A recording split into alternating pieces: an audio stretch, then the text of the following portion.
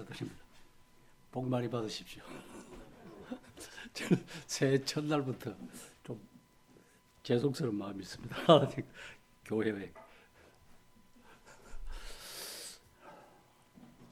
그 말씀을 새해 첫 주에 어떻게 말씀을 참 제 자신도 마찬가지지만은 하나님 앞에 어떻게 했으면 성도들에게 어떻게 했으면 좋겠나 이런 참 그 일주일 내내 좀 고민이 되었습니다. 그 마지막 누가복음 24장을 볼까 이래 하다가 그걸 보는 다시 준비하는 중에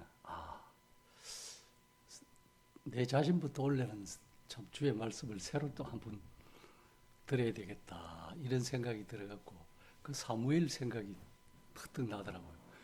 우리가 사무엘 3장에 보면은 그 말씀이 희귀한 시대였다 이렇게 표현이 되어 있습니다. 왜 그러냐면 엘리가 제사장이 있었는데 그 제사장이 몸이 비대해서 나중에 뭐 우리가 잘 아시다시피 문지방에서 하나님 말씀대로 죽고 그 아들 홈리와 비나스도 참 마땅히 하나님께 돌려야 되는데 좋은 거는 자기한테 돌리고 나쁜 거 하나님 이런 식으로 하다 보니까 참 역할을 제대로 못한 엘리 제사장이죠.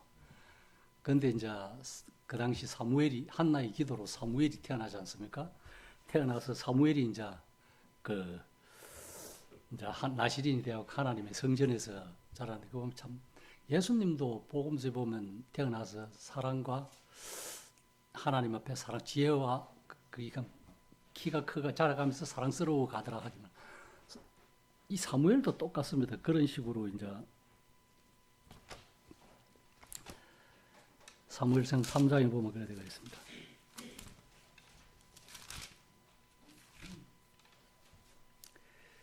사무엘상 그 411쪽에 보면은 그 2장 26절에 보면 아이 사무엘이 점점 자라매 여호와와 사람들에게 은총을 더욱 받더라.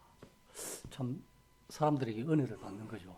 그러면서 이제 사무엘이 이제 성전에 가서 이제 자는데 이제 성전에서 뭐 때문에 가는 거보다 한나가 이제 그 자기 기도대로 사무엘을 그 주의 종으로 맡겼는데 그때 엘리 제사장이 같이 이제 누자는데 서로 떨어져 누자는데 사무엘이 자꾸 이제 어떤 음성을 듣고 버뜩 일나는 거죠. 엘리 제사장한테 가니까 엘리는 뭐 아니다. 다시 네 누더러 가라. 또 이렇게 부르니까 또 버뜩 가서 아니다 가라. 그 이제 한 세 번째 가니까 엘리도 이제 그때서 이제 정신이 버뜩 들었는가. 그 가만히 두고 그러면은 다시 가서 눕고 네가 그 음성이 들리거든. 여호와여 말씀하시옵소서. 주의 종이 듣겠나이다. 이렇게 해라. 하면서 그게 이제 3장 그 9절에 나오는 말씀이죠. 9절에 보면은 엘리가 사무엘에게 이르되 가서 누웠다가 그가 너를 부르시거든. 여기서 하나님께서는 너를 부르시거든 네가 말하기를 여호와여 말씀하옵소서 주의 종이 듣겠나이다 하라.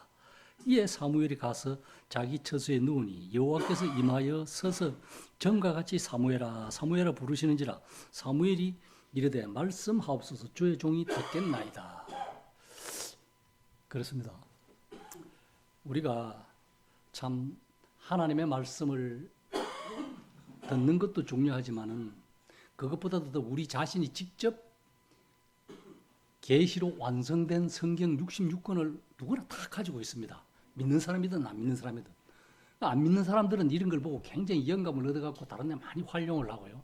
믿는 사람들은 이 말씀을 가지고 우리의 영적 삶이다 현재 살아가는데 위로가 되고 은혜가 되는 말씀들이기 때문에 66권을 묵상합니다. 그런데 그 말씀들을 듣는 거죠. 보고 직접 눈으로 보고 읽고 묵상하고 기도하고 한다는 겁니다. 그러면서도 우리의 삶 자체는 그렇게 크게 옛날이나 지금이나 크게 변화가 없는 것 같다는 거죠.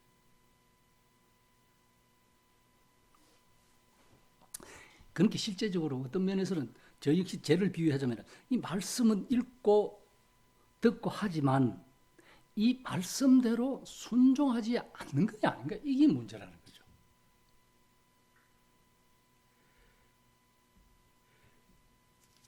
나중에 우리가 알다시피 보면은 그 사무엘이 다 듣고 그 엘리 가문이 어떻게 될 것인지 다 이야기해 주잖아요.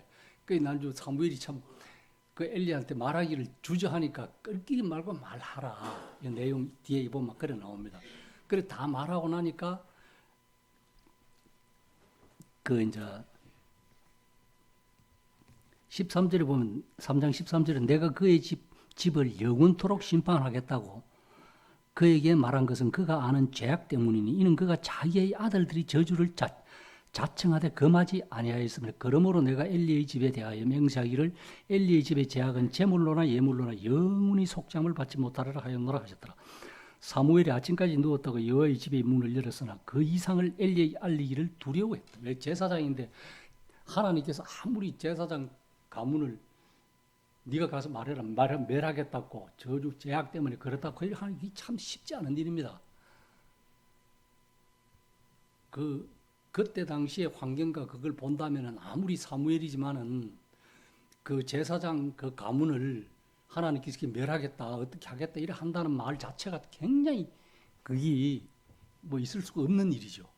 그러나 여기 보면 엘리가 16절에 보면 엘리가 사무엘 부인 내 아들아 사무엘아 아니 그래 내가 여기 있나 하니 그가 이래대 네가 무엇을 말씀하셨느냐 청하노니 내게 숨기지 말라 내게 말씀하신 모든 것을 하나라도 숨기면 하나님이 네게 벌을 내리고 또 내리시기를 원한다.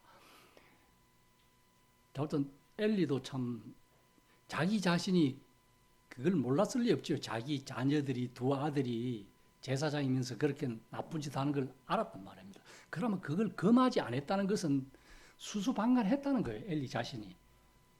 몸이 비대하고 눈이 침침하고 뭐 여러 가지로 영적으로든 육신적으로든 뭐 비유될 수 있지만은 이 아들이 잘못하는 걸 자녀가 잘못하는 걸 말 한마디 안 했다는 것은 하나님의 말씀을 직무유기라는 거죠. 자녀한테. 그러면 다른 사람한테는 제사장 된 이분으로서 제사장으로서 다른 사람한테는 어떻게 이야기하겠냐. 자기 아들을 그거 하지 못하면서 다른 성전의 제사장으로서 뭐 관리하고 모든 걸 해야 되는데 그걸 말에 권위가 안 서고 능력도 안 나가는 거죠. 하나님의 말씀인데 사람을 통해서 나가서 그 사람은 가치없고 부족하지만은 하나님의 말씀은 힘이 있고 능력이 있어 나가서 거기 열매를 맺어야 되는데 그렇지 못한다. 그러니까 이렇게 하니까 사무엘이 주저없이 이제 이야기합니다. 18절 보면은 사무엘이 그것을 그에게 자세히 말씀하고 조금 더 숨기지 않고 그가 이르되 여호와 이르시되 이는 여호와시니 선하신 대로 하실 것이라 하니라. 사무엘이 이제 여기 이제 19절 20절 보면 답니다. 자세히 하고 조금 더 숨기지 마라. 18절에 사무엘이 자라매 여호와께서 그와 함께 계셔서 그의 말이 하나도 땅에 떨어지지 않게 하시니 단에서부터 브엘세바까지 온 이스라엘이 사무엘은 여호와의 선지자로 세우심을 입은 줄을 알았더라.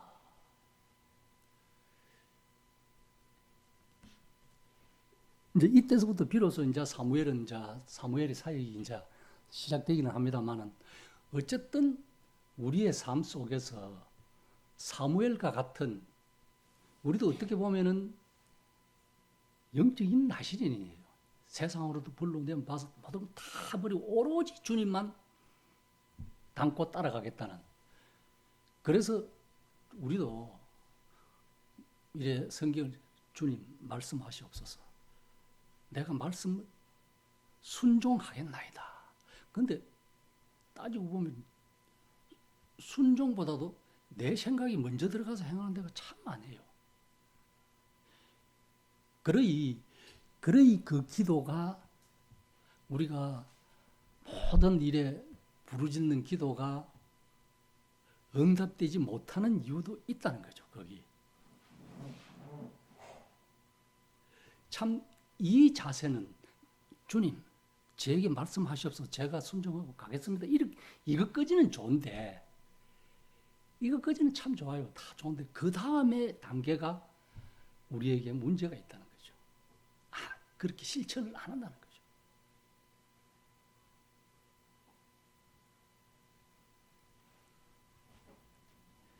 그렇게 그것이 듣겠습니다 하고 이렇게 나가서 그 말씀대로 하면은 그뭐 하나님의 음성인가 아닌가 우리 어떻게 분별하겠냐? 하나님의 음성 못 들으면은 속에서 성령이 계시면은 자연적으로 양심이 이 말씀을 깨닫게 하셔가지고 이렇게 해라. 이렇게 하는 것이 네 마음에 평안이 않느냐? 이렇게 할 때는 네가 꺼리낌이 되고 이거 안 했으면 좋겠다.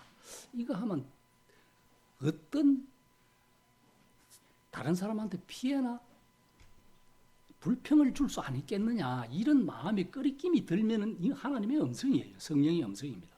그걸 무시하면은 이제 나중 자꾸 이제 그걸 하나 둘 무시하게 되가면 성령의 소멸이고 성령을 묵살하는 경우가 되기 때문에 이제 그 소리를 못 듣니 그 양심의 소리를 하는 거죠. 하나님의 음성을 못 듣는 거죠.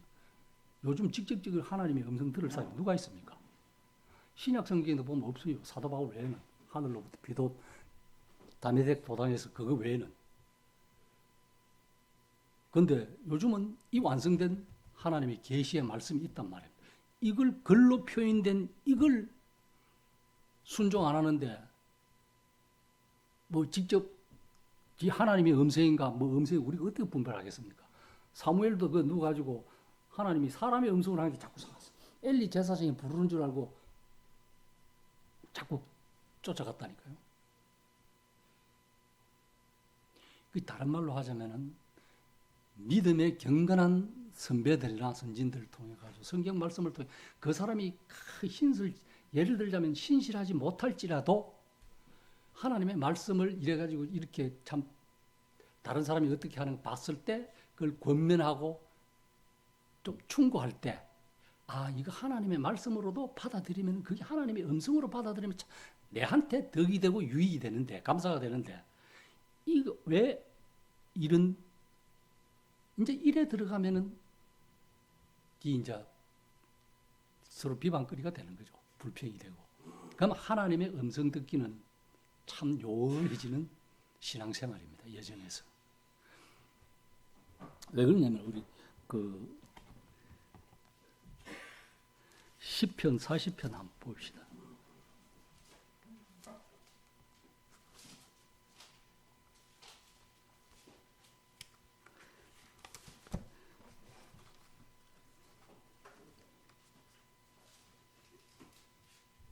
그 보면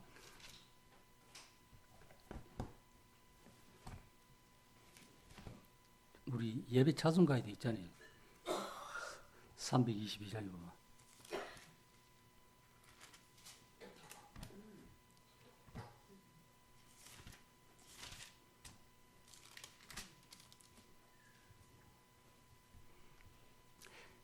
내가 여호와를 기다리고 기다렸더니 귀를 기울이사 나의 부르짖음을 들으셨도다.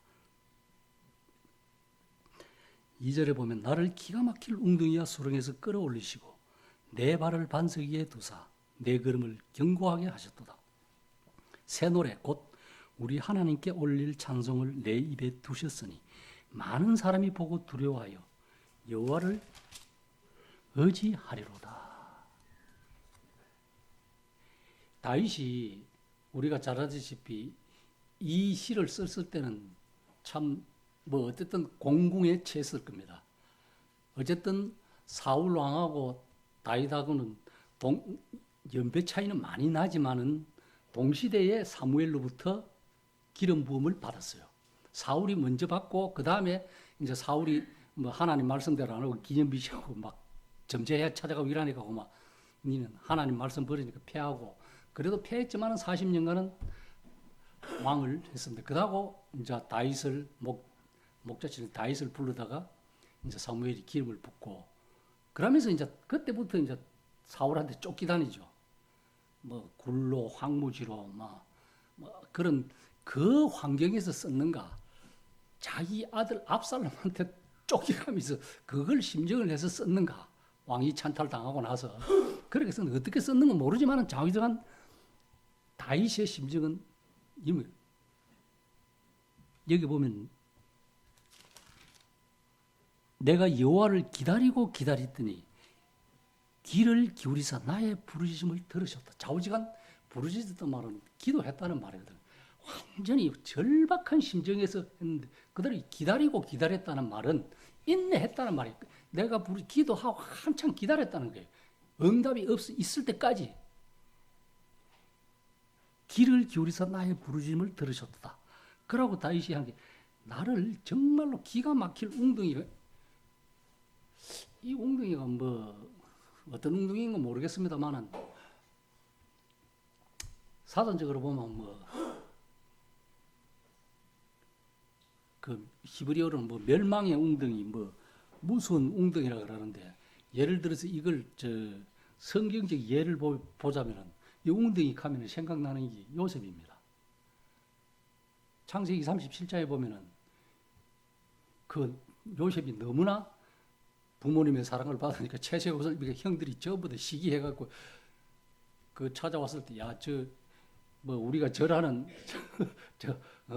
동생 온다 이러면서 배딸이 저하고 태양과 달도 뭐 절하고 다 12배짜리 고개 숙이고 이러니까 저 온다 저 죽이자 이래야 되는 거죠. 그래갖고 짐승 잡아갖고 채색 피 바르고 그거 웅덩이에, 물 없는 웅덩이에 집어 던집니다, 요셉을. 그러고 난주 르우벤이 가잖아요. 그 생명은 손대지 말고 저 대상한테 제일 그래도 제일 연장자가 제일 큰 아들이 장자지만은 장자의 명분도 그 잃지만은 난주 성질이 잘못돼가지고 급해가지고 장자의 명분을 잃는데 그래도 장자가 큰 아들이 죽이지 말고 저 대상한테 팔자. 그래 나주 팔아갖고 애국으로 가고 보디발 집에서 여러 가지 수모 당하지만은 하나님을 믿으니까 만사가 형통하게 간수자이 되고 이렇게 쭉쭉 해갖고 국무총리 되신 분이 되잖아요. 그 내용 속에 우리가 느끼는 것은 예수 그리스도의 그림자를 볼 수 있다는 거예요, 실체를. 그 웅덩이, 그런 웅덩이의 심정이 있을 거고 다윗은. 또 하나는 요나가 하나님의 말씀을 배반하고 다윗으로 가다가 바다에 빠지잖아요. 그 뭐 어떤 고래가 삼켰는가 뭐 어떤 물고기가 삼켰는가 모르지만은 요나서 2장에 보면 깊은 그런 표현을 합니다. 어쨌든 다윗이 나를 깊은 웅덩이와 수렁에서 건져냈다는 것은 자기 자신의 심적, 육체적 환경이 굉장히 열악했다는 거죠. 사람이 견딜 수 없는 만큼 그런 환경에서 끌어올리시고 반석 위에 든든하게 두셨다는 하나님의 은혜와 사랑 안에 구원을 베풀어 주셨다는 거죠. 오늘날로 치면 우리도 똑같은 영적으로 세상에서 죄와 악에 물들어 주고 가는 우리를 예수 그리스도의 십자가의 보혈로 죽음으로써 끝났으면 우리도 끝났어요. 영생의 소망이 없는데 사흘 후에 부활하신 그 부활의 승리로 우리가 예수 그리스도의 기초된 그 기초돌 위의 반석 위에서 든든하게 서서 신앙생활을 해간다는 것이죠. 어느 누구도 우리를 요동할 수 없다는 것은 우리 자신이 왔다 갔다 자로나 오르나 치우치지 하나님의 말씀 이 반석 위에 예수 그리스도의 반석 위에 서 있는 사람은 절대 흔들릴 수가 없고 요동할 수가 없다는 거죠. 그 이유는 주님의 제자로 따랐던 그 갈릴리 호수에서 새벽 미명에 주님이 갈릴리 호수를 걸어올 때 전부 다 무서워하고 뭐 귀신인 줄 알고 이렇게 했을 때 베드로가 주시거든 저를 오라. 그래 오라니까 그때는 용감하게 주님하고 가다가 바람 불고 파도 이리니까 막 그거 보니까 푹 빠졌거든요. 누구 말 맞다라 막 깨구리가 얼마나 발을 빨리 가야 달리는 건 모르겠습니다만은 좌우지간 우리는 주님만 여기 다윗과 같이 부르짖고 주님만 바라봤으면은 이런 환경이 없다는 거죠. 무시하고 간다는 거죠. 이것보다 더 큰 하나님의 은혜와 사랑을 바라보라는 거죠. 우리의 삶 속에서. 물론 우리가 세상에 몸담고 살면서 세상을 등지고는 할 수 없습니다. 그러나 그걸 신앙으로서 하나님을 믿음으로서 초월해 가라는 거죠. 없다고 무시해버리라는 거죠. 뭐 이런 것쯤에 막 이래 하고 그래 나 여기에 자꾸 막 매몰되고 이러면 여기에서 크 나가다 보면 고마 그 생각에 사로잡혀 가지고 하나님의 말씀은 뒷전이 되는 거죠. 눈으로 보고 귀로 듣고 마음으로 신기어져서 부르짖어야 되는데 그냥 눈으로 보고 귀로 듣고 한쪽 귀로 듣고 한쪽 귀로 흘러나가 버리니 그것이 내 마음에 정착이 안 되는 거죠.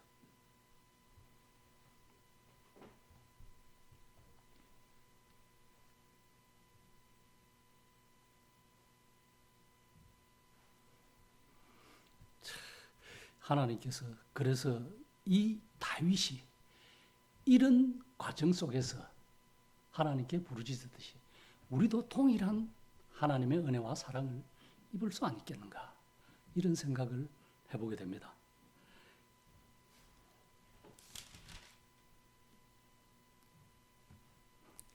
그러면서 이제 그 다윗이 어떤 내용 6절을 보면은 주께서 내 길을 통하여 내게 들려주시기를 제사와 예물을 기뻐하지 아니하시며 번제와 속죄를 요구하지 아니신다 하신자. 이 말씀은 물론 주님이 우리를 위해서 온전한 제사를 드림으로 우리는 온전하게 되었습니다. 단 한 번 영원히 드림으로 두 번, 세 번 드릴 것 없는데 여기서 주님은 제사와 예물을 기뻐하지 아니하시며 번제와 속죄를 요구하지 아니하신지라.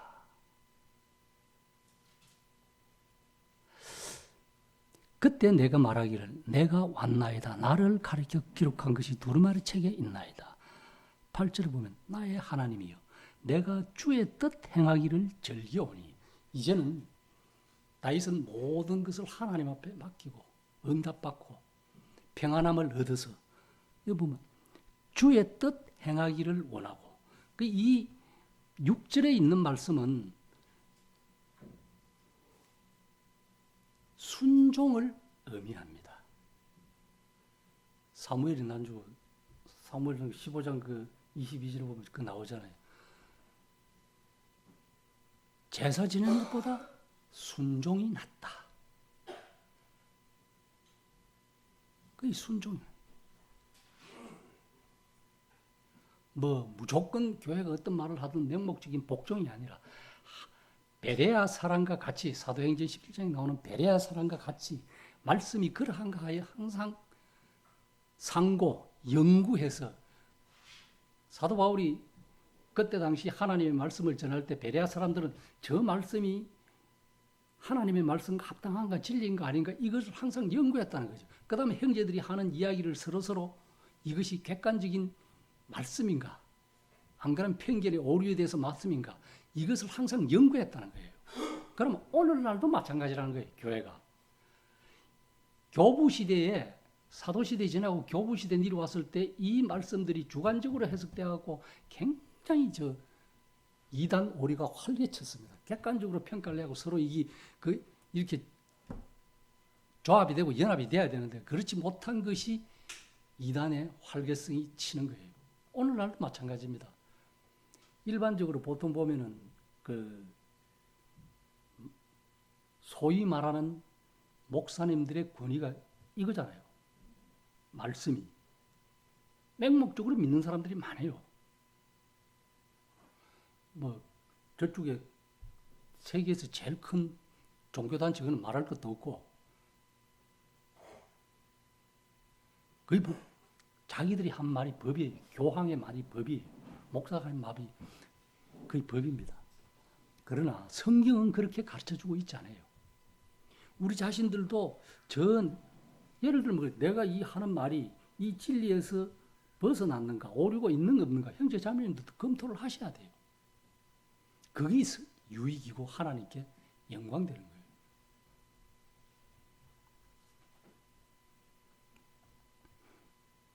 이렇게 순종을 하면서 8절에 한 말씀이 나의 하나님의 내가 주의 뜻 행하기를 즐긴다. 이제는 이건 뭐냐면 이제는 자기의 삶 하나님께 어떻게 나를 지나온 과거를 간정하면서 하나님의 은혜를 주위에서 설파하겠죠. 다윗이 이제 그러면서 주의 법이 나의 심중에 있나이다. 9절에 내가 많은 회중 가운데 의의 기쁜 소식을 전하였다. 이것이 복음 증거예요. 여러분 다윗이 내가 많은 회중 가운데서 의의 기쁜 소식, 하나님의 의, 뭡니까 이게?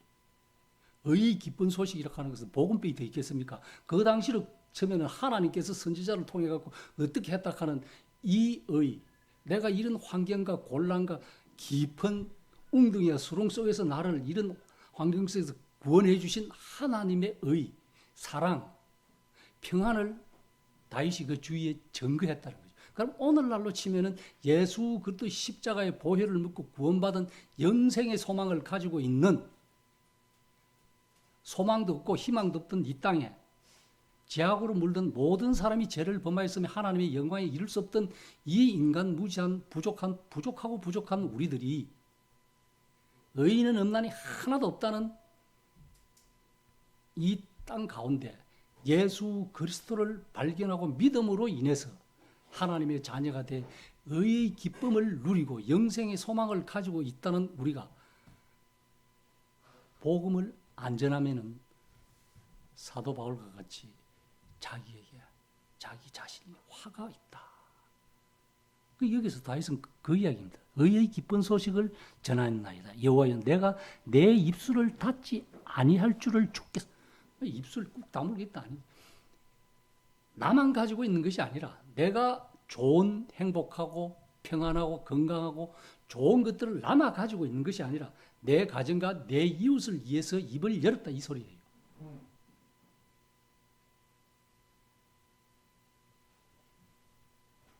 주께서 아신다.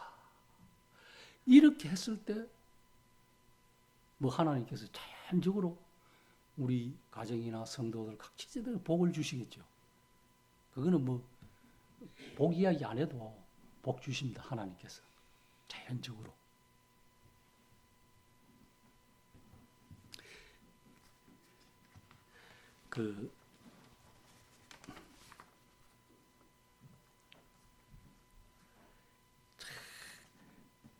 다윗이 그래도 들을 귀는 있었습니다. 성경에 보면 귀 있는 자는 들으라, 귀 있는 자는 들으라 이렇게 귀 없는 사람 없습니다. 하나님께서 전부 됐어요. 그 자우전 이게 난청이 돼갖고 어쨌든 못 듣는 사람은 말로는 이래 글로는 볼 수 있고 이거 할 수 있으니까 어쨌든 되겠는데, 전 옛날 유대 랍비 중에서 이제 랍비 선생이 이제 여러 이제 학생들을 놓고 이제 교육을 가르쳤답니다. 교육을 가르쳐 주고 이제 이렇게 저렇게 얘기하는데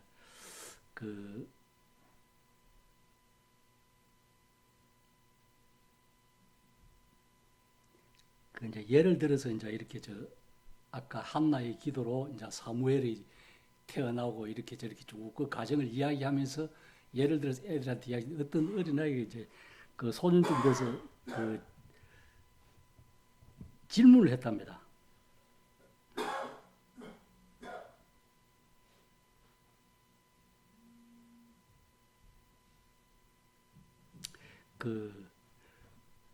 랍비한테 선생님, 이 참 많고 많은 소년들 중에서 왜 하필 사무엘에게 하나님, 왜 사무엘에게 하나님의 말씀이 임했습니까?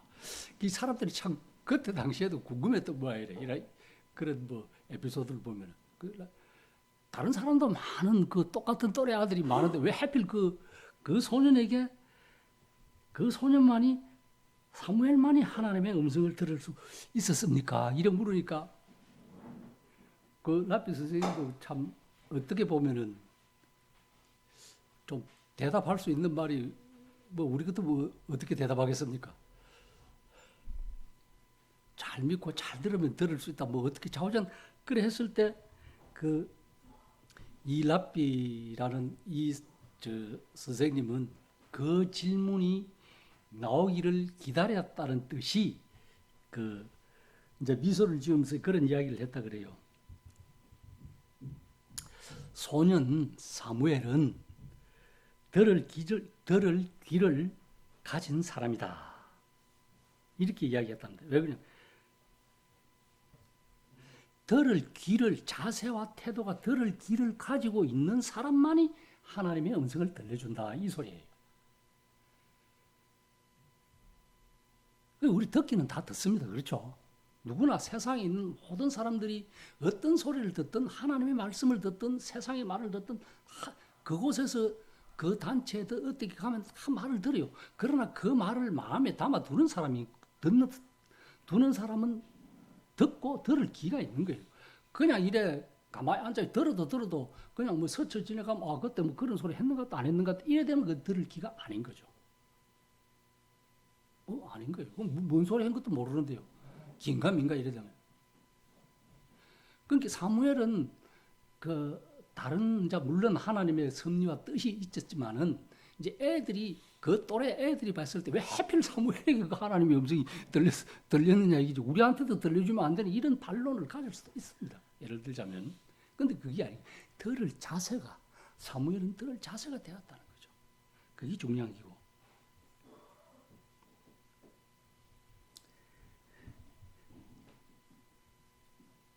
이런 자세가 된다면은 오늘날을 살아가는, 미래를 살아가는, 어쨌든 살아가는 사람들에게도 하나님의 음성을 들려주신다는 거죠.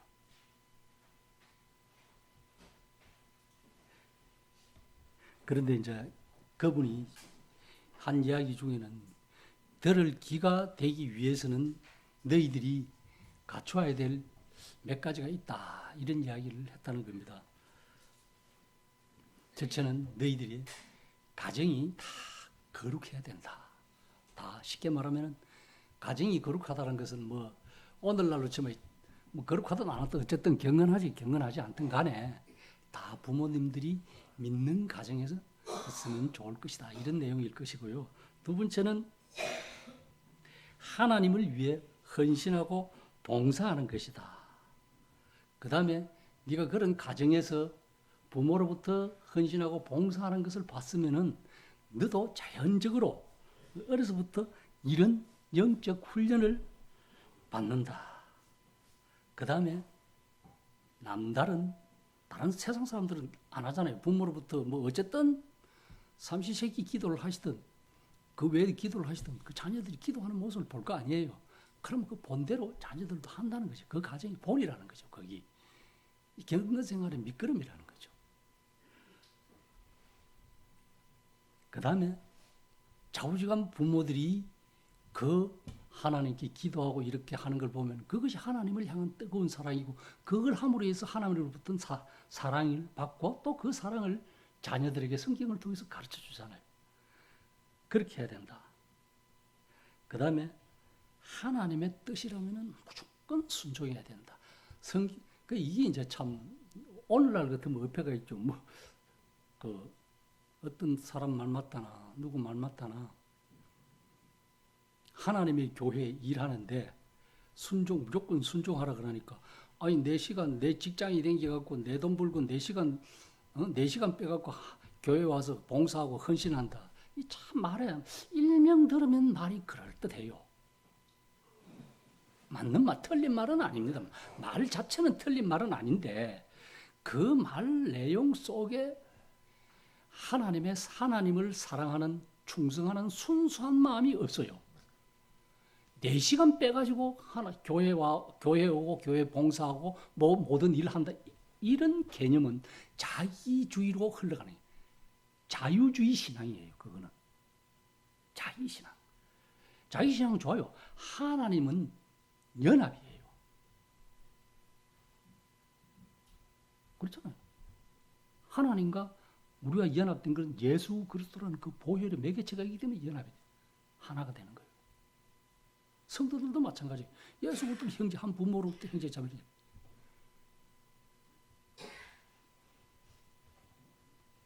그거는 4시간 이 우주 만물을 다 하나님께라 그러면서 하나님이 만드시고 창조하신 것인데 그것을 우리에게 잠깐 맡긴 그걸 내 것이라고 4시간 쪼개갖고 교회에 헌신한다. 요즘 말로 하면 세상에서 젊은 세대들은 당연하지. 자기 시간 자기 거 하나님께 바친다. 아닙니다. 성경적인 말씀은 아니에요.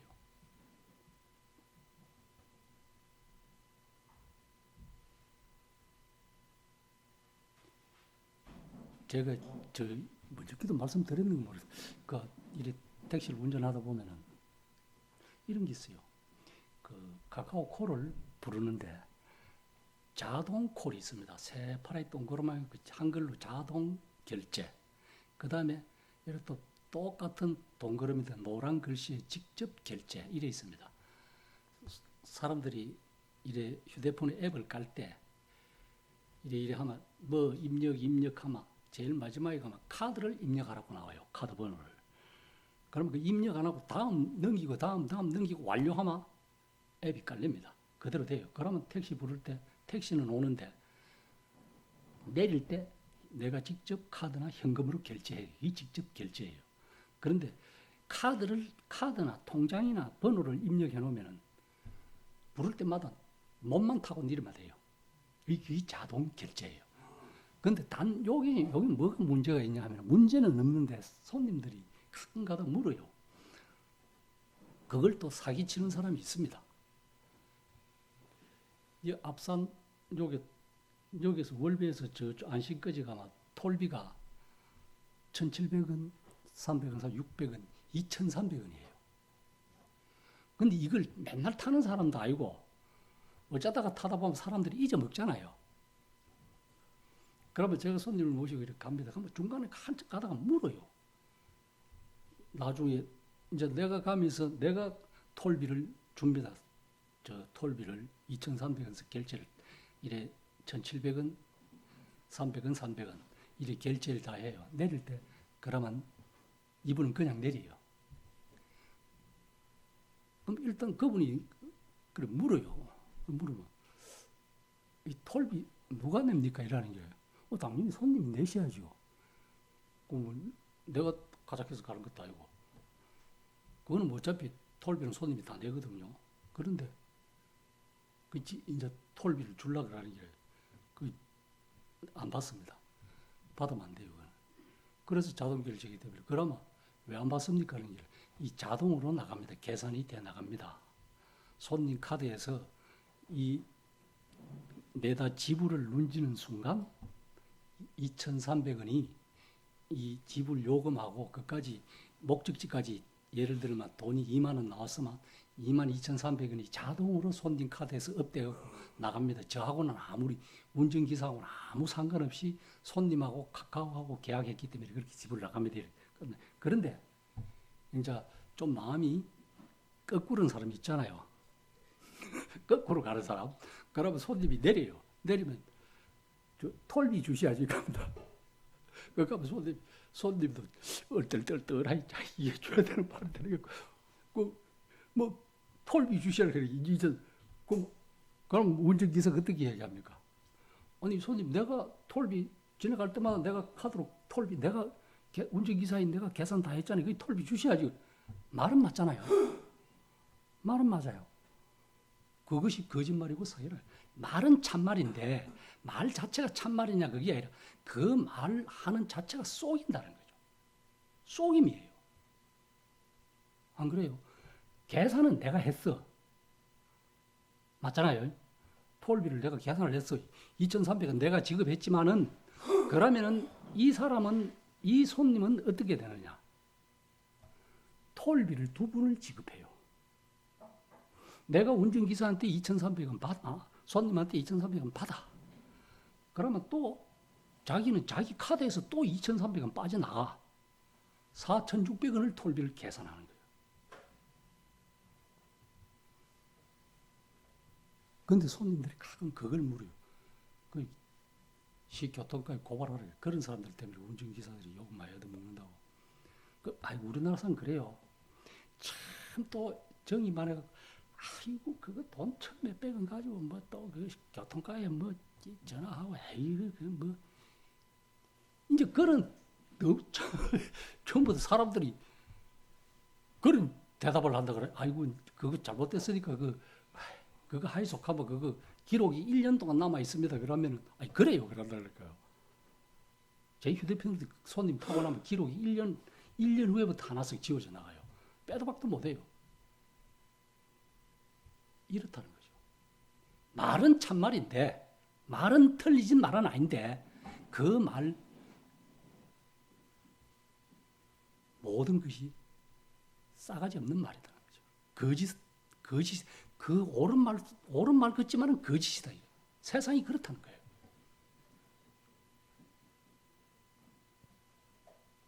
예를 들자면 그렇다는 거예요. 이 말씀대로 하자면. 그 의의 기쁜 소식은 복음이다. 허물과 죄로 죽었던 우리를 예수 그리스도의 보혈로 제사함 받고 사망과 음부의 그늘에 앉아있던 우리가 우리의 슬픔이 변하여 탄식이 변하여 기쁨과 즐거움으로 되었다는 그런 삶이 되기를 올 한해는 저 자신도 바라봅니다. 왜 그러냐면 참 지금까지 하나님의 말씀을 묵상하고 뭐 이렇게 듣고 수행한다. 정말로 내 하나님의 말씀에 얼마큼 말씀을 듣고 순종했는가. 정말로 예물 드리고 제사 드리는 거 이런 것보다도 정말로 하나님 말씀 순종하는 게 100번 낫다는데 그런 삶을 살았는가 이런 생각을 해보게 됩니다. 우리가 이런 하나님의 말씀을 차곡차곡 하나하나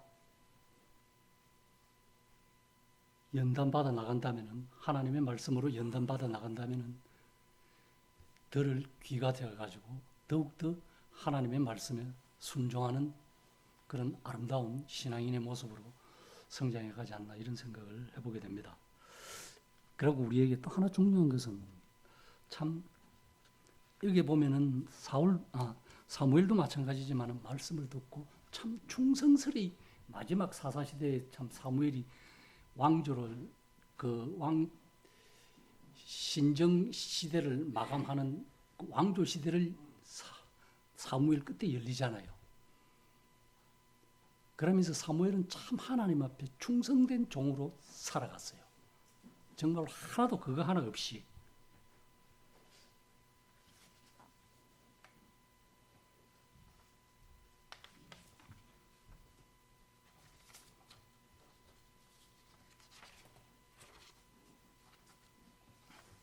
우리가 잘 알다시피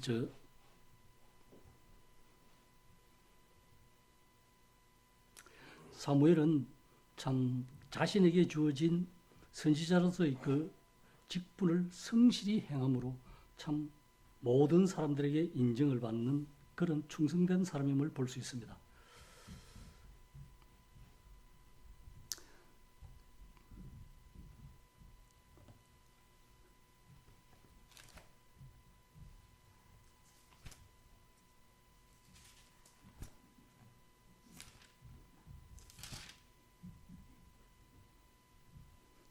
그 20절에 사무엘상 3장 20절에 보면은 단에서부터 브엘사바까지 온 이스라엘이 사무엘은 여호와의 선지자로 세우심을 입은 줄 알았다.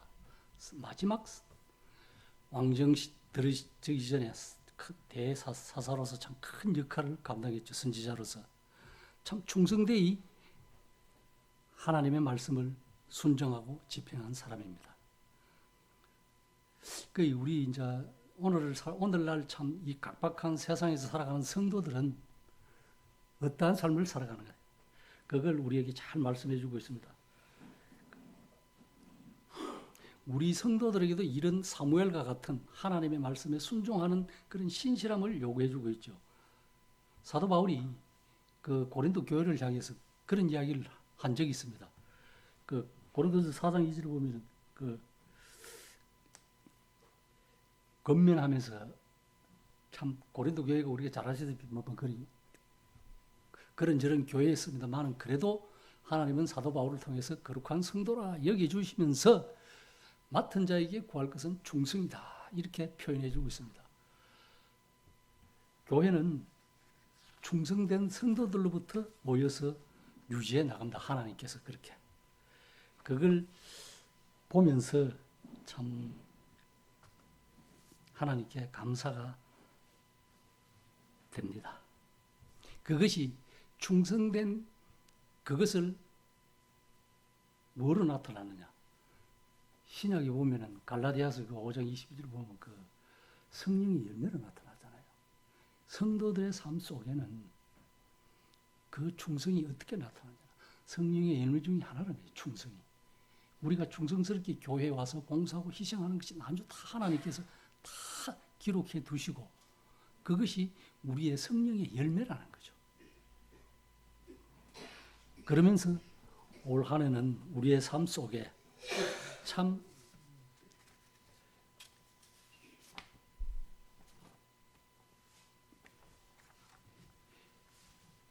요셉이 자기 형제들을 그 악한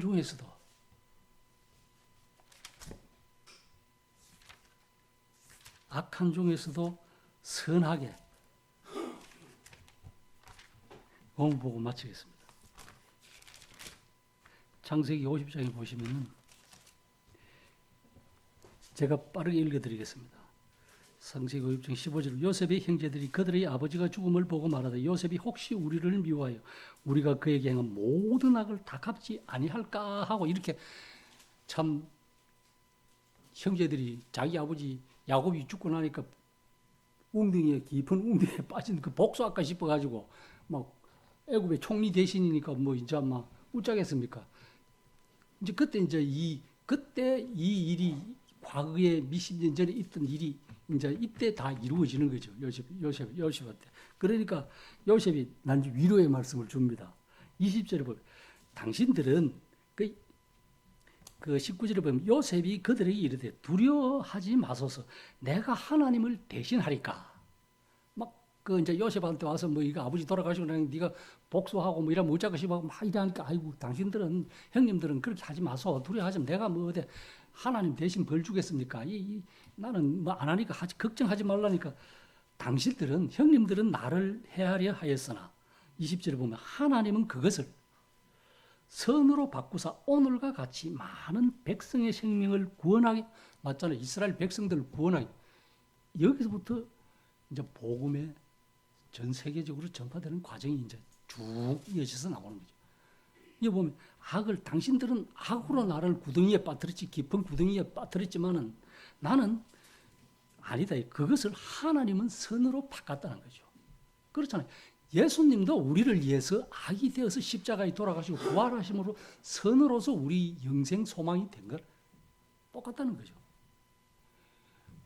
그러한 삶 속에 우리에게 일어나기를 바랍니다. 앞으로는 이것이 참 하나님께서 이 모든 것을 우리에게 잘못된 모든 것을 선으로 바꾸시고 하나님을 찾고 구하는 중요성을 우리에게 말씀해 주고 있습니다. 우리가 어떤 일이든지 참 당할 때 내 생각대로 그것대로 이렇게 콱 하기보다도 먼저 하나님의 선 이걸 좀 생각하면은 모든 삶의 패턴이 바뀌지 않을까 이런 생각을 해봅니다.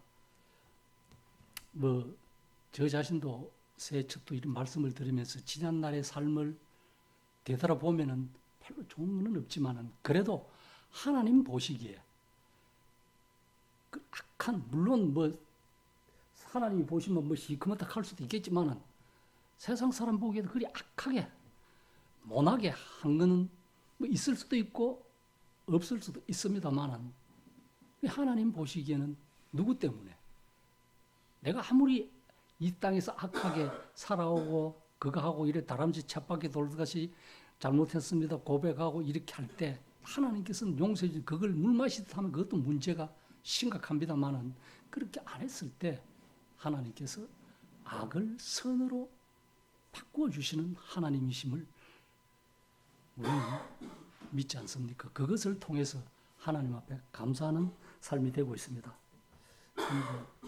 참, 제가 이 말씀을 묵상하면서 참 살아온 삶이 그래도 나 같은 자에게 이렇게 바꿔주신 하나님을 감사합니다. 뭐 자랑할 것도 없고, 별 볼 일 없고, 여러 가지 모든 문제가 그런 나에게도 여러 실수가 많고 실패도 많고 그렇지만 하나님께서는 은혜를 구한다면은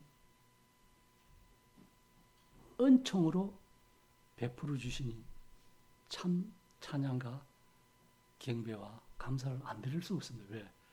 제가 무엇을 근거로 해서 계속 그렇게 할 수 있겠습니까? 예수 그리스도의 십자가의 보혈 때문에 예수의 피밖에 없습니다. 찬송가 255장인가 뭐 252장 있잖아요. 예수의 피밖에 없네. 그렇다고 해서 계속 내가 잘못하고 예수의 피 의지하고 계속 잘못하고 피 의지하면 다른 사람이 저 구원 받았나 안 받았나 심각하게 생각할 겁니다.